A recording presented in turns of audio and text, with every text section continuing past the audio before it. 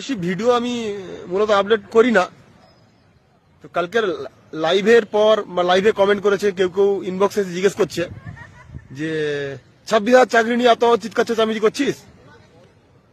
মুর্শিদাবাদ দাঙ্গা নিয়ে সিপিএম এর কি কাজ, কি করেছে সিপিএম? এ ভাই, প্রথমে বলে রাখি সিপিএম এর কোনো এমএলএ এমপি নাই। প্রথমে তো সিপিএম কে শূন্য বানালি, তারপরে আবার জিজ্ঞেস করছিস শূন্য কি করেছে। তো জানিয়ে রাখি, নিহত 2 শহীদ পরিবারের সন্তানদের পড়াশোনার দায়িত্ব সিপিএম নিয়েছে।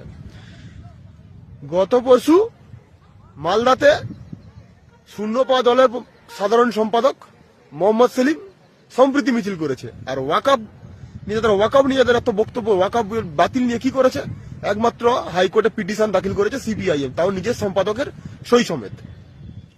আর দ্বিতীয় যেটা বলার আছে, এই যে সিপিএম কি করেছে বলছেন না, আর যারা বলছিস ভাই, এই শূন্য থেকে গোটা 30 এমএলএ আসতো, একবার 26 গোটা 30 এমএলএ এনে দেখ, তারপর দেখিস এই দাঙ্গাবাজদের কেমন চামড়া ভেঙে দিতে হয়, চামড়া তুলে দিতে হয়, সেইটা সিপিএম জানে।